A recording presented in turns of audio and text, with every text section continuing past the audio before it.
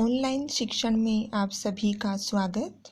आज हम 10वीं कक्षा के षष्ठः पाठः सुभाषितानि का अध्ययन करेंगे। इस पाठ के माध्यम से हम संस्कृत के विभिन्न श्लोकों के माध्यम से मानव जीवन के महत्व को समझेंगे। मानव जीवन में कठोर परिश्रम एवं गुणों के जो महत्व है उसको हम जानेंगे। मानव जीवन में क्रोध न करते हुए सत्य का आचरण करने पर बल देंगे। श्रेष्ठ जनों की संगति तथा उनके संकेतों को समझकर कार्य करने की सीख मिलेगी। संसार की प्रत्येक वस्तु उपयोगी है, कुछ भी अनुपयोगी नहीं है, ऐसा हमें समझना चाहिए।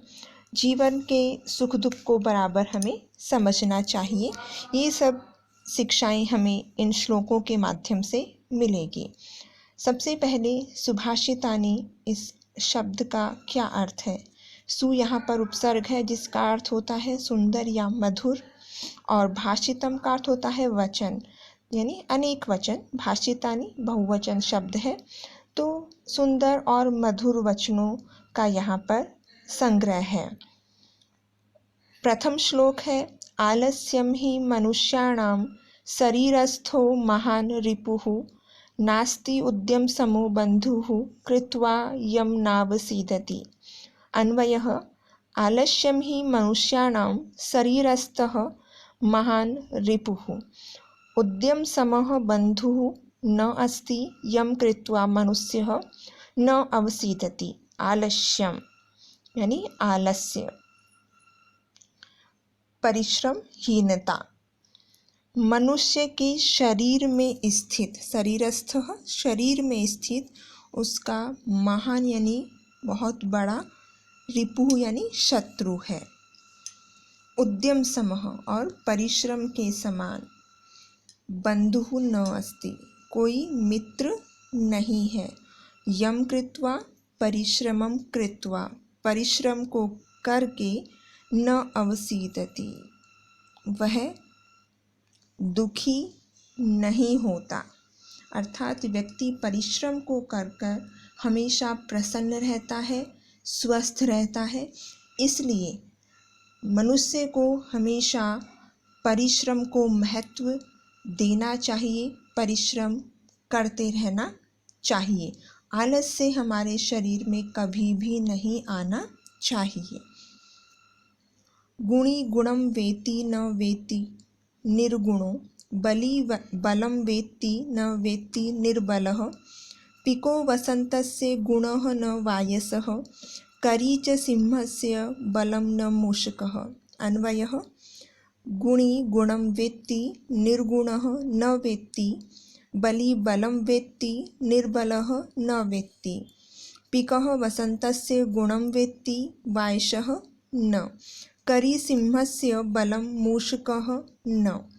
अर्थात गुणवान व्यक्ति, गुणी यानी गुणवान व्यक्ति ही गुणम वेत्ति, गुणों के महत्व को जानता है, व्यक्ति जानाति समझता है। न वेत्ति निर्गुणों, लेकिन जो निर्गुणी व्यक्ति, जो गुणों से हीन है, वो गुणों के महत्व को नहीं जानता। बली बलम वेत्ति, जो बलवान व्यक्ति है वो ही बल के महत्व को जानता है।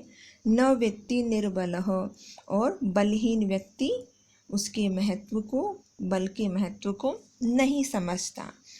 पिको वसन्तस्य गुणम न वायसः, कोयल, पिकः कोयल ही वसंत के गुण को, महत्व को समझती है। न वायसः, कौवा नहीं, वसंत ऋतु का महत्व कोयल समझती है, कौवा नहीं। करी च सिंहस्य बलं न मूषकः, करी अर्थात हाथी, सिंहस्य बलम जानाति व्यक्ति, हाथी है वो शेर के बल को जानता है। न मूषकः, चूहा नहीं। कहने का तात्पर्य है इस श्लोक से कि जिस व्यक्ति में जैसा गुण है वही उस गुण को पहचान सकता है, उस गुण से रहित व्यक्ति उसको नहीं पहचान सकता। जैसे विद्या का महत्व एक विद्यार्थी ही समझ सकता है। निमित्तम उद्देश्य ही यः प्रकुप्यति ध्रुवं स तस्यापगमे प्रसीदति अकारणद्वेषी मनस्तु यस्य वै कथं जनः तं परितोषिष्यति। अन्वयः यः निमित्तम् उद्दिश्य हि प्रकुप्यति सः तस्य अपगमे ध्रुवं प्रसीदति यस्य मनः तु अकारणद्वेषी वै तं जनः कथं परितोषिष्यति। अर्थात यह यानी जो मनुष्य निमित्तम उद्देश्य किसी कारण से ही प्रकुप्यति क्रोध करता है, स तस्य अपगमे वह व्यक्ति उसके अपगमे यानी समाप्त होने पर, उस कारण के समाप्त होने पर ध्रुवम प्रसीदति निश्चित ही प्रसन्न होता है। जैसे कोई व्यक्ति है किसी कारण से दुखी है, क्रोधित है, यदि वो कारण ही समाप्त हो जाए तो वो प्रसन्न हो जाता है। लेकिन यस्य मनः जिस व्यक्ति का मन तू अकारण बिना कारण के ही द्वेष करता है, ईर्ष्या करता है, तम जनः उस मनुष्य को कथम परितोषिष्यति उसको कैसे संतुष्ट करोगे। अर्थात बिना कारण के ही किसी व्यक्ति के अंदर द्वेष की भावना है तो उसको हम कैसे भी शांत नहीं कर सकते, उसका द्वेष है वो बढ़ता ही जाएगा। इसलिए हमें बिना कारण के या कैसे भी हमें क्रोध नहीं करना चाहिए। क्रोध से मनुष्य का स्वयं का विनाश होता है, स्वयं को हानि होती है, दूसरे को नहीं। अतः हमें प्रसन्न चित्त रहना चाहिए। उदीरितो अर्थः पशूनापि गृह्यते हयाश्च नागाश्च वहन्ति बोधिताः अनुक्तम् अपि ऊहति पंडितो जनः परिंगित ज्ञानफलाहि बुद्धयः। अन्वयः पशूना अपि उदीरितः अर्थः गृह्यते हयाः नागाः च बोधिताः वहन्ति पंडितः जनः अनुक्तम् अपि ऊहति बुद्धयः परिंगित ज्ञानफलाहि भवन्ति। अर्थात पशूना अपि पशु भी उदीरितः अर्थः गृह्यते कहा जो हुआ जो अर्थ है उसको गृह्यते समझ लेते हैं। यदि हम पशुओं को भी कोई बात कहते हैं तो वो भी समझ लेते हैं। हयाः नागाश्च घोड़े, हयाः घोड़े, नागाश्च और हाथी भी बोधिताः वहन्ति कहे जाने पर ले जाते हैं। यदि हम उनको कोई बात कहें तो वो सामान को ढोते हैं। पंडितः जनः और जो विद्वान व्यक्ति है वो अनुक्तम जो नहीं कहा है उसको भी ऊहति समझ लेता है, अंदाजा लगा लेता है। क्योंकि बुद्धयः बुद्धियाँ हैं वो परिंगित दूसरों के द्वारा संकेत से ज्ञान फलाह ज्ञान रूपी फल वाली होती है। अर्थात बुद्धि है वो दूसरों के द्वारा इंगित ज्ञान को प्राप्त कर लेती है। मतलब सारी चीज़ें व्यक्ति के समझने के ऊपर है, वो किस पर है, उसकी बुद्धि पर। क्रोधो ही शत्रुः प्रथमो नराणां देहस्थितो देह विनाशनाय यथा स्थितः काष्ठगतो हि वह्निः स एव वह्निर्दहते शरीरम्। अन्वयः नराणां देह विनाशनाय हि प्रथमः शत्रुः देहस्थितः क्रोधः भवति यथा काष्ठगतः स्थितः हि वह्निः स एव वह्निः शरीरं दहते। अर्थात नराणां मनुष्यों के देह विनाशनाय देह के विनाश के लिए प्रथमः शत्रु उसका जो पहला शत्रु है वो उसके देह में स्थित क्रोध है। यदि मनुष्य की शरीर का विनाश होता है तो किससे होता है, क्रोध से। और क्रोध का है मनुष्य के शरीर में स्थित उसका पहला शत्रु है। यथा जैसे काष्ठगतः स्थितः हि वह्निः जैसे लकड़ी में स्थित जो आग है, स एव उसी की तरह वह्निः शरीरम दहते जैसे लकड़ी को जला देती है उसी प्रकार मनुष्य के शरीर में स्थित जो क्रोध की आग है वो उसके शरीर को दहते जला देती है। इसलिए मनुष्य को क्रोध नहीं करना चाहिए, प्रसन्न चित्त रहना चाहिए। मृगा मृगैः संगम अनुव्रजन्ति, गावश्च गोभिः तुर्गास्तुरंगैः, मूर्खाश्च मूर्खैः सुधियः सुधीभिः, समानशीलव्यसनेषु सख्यम्। अन्वयः मृगाः मृगैः, गावः च गोभिः, तुर्गाः तुरंगैः, मूर्खाः मूर्खैः च सुधियः सुधीभिः, संगम अनुव्रजन्ति, सख्यम समानशीलव्यसनेषु।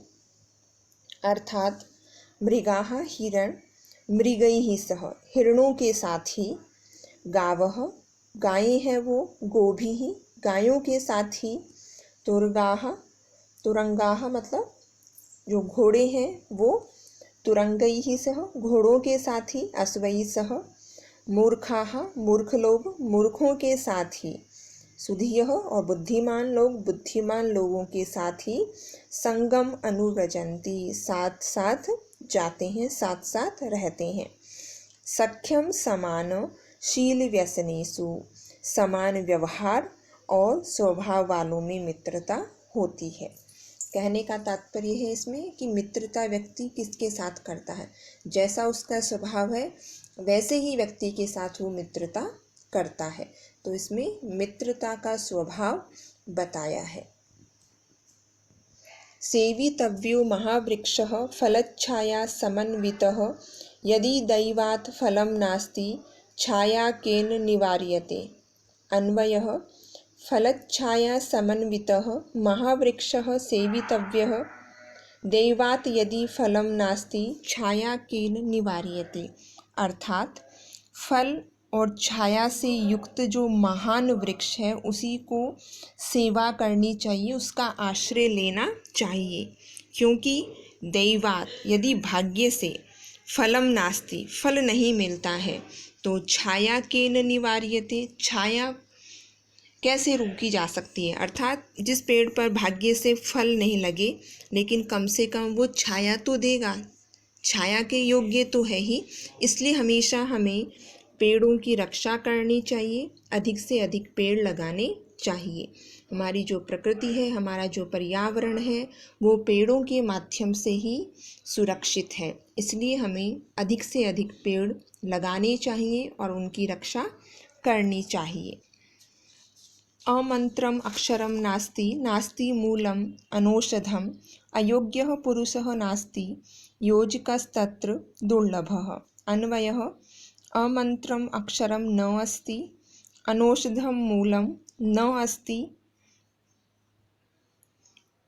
अयोग्यः पुरुषः न अस्ति योजकः तत्र दुर्लभः। अर्थात मंत्र से रहित, अमंत्र मंत्र से रहित अक्षर नहीं होता, अनौषधम मूलम न अस्ति और जड़ी बूटियों से रहित कोई जड़ नहीं होती, मूलम जड़ नहीं होती, अयोग्यः पुरुषः न अस्ति योग्यता से रहित व्यक्ति इंसान नहीं होता, मतलब कोई भी व्यक्ति उसमें कोई ना कोई योग्यता अवश्य होगी। योजकः तत्र दुर्लभः, वहाँ गुणों को और वस्तुओं को जोड़ने वाला जो है वो दुर्लभ है। जैसे मंत्र को अक्षर के साथ जोड़ने वाला, जड़ को औषधि के साथ, पुरुष को योग्यता के साथ जो जोड़ने वाला योजकत्व है वो बहुत कठिन है, दुर्लभ है। संपतौ च विपतौ च महतामेक रूपता, उदये सविता रक्तो रक्तश्चास्तमये तथा। अन्वयः महतां संपतौ च विपतौ च एक रूपता, सविता उदये रक्तः तथा अस्तमये च रक्तः।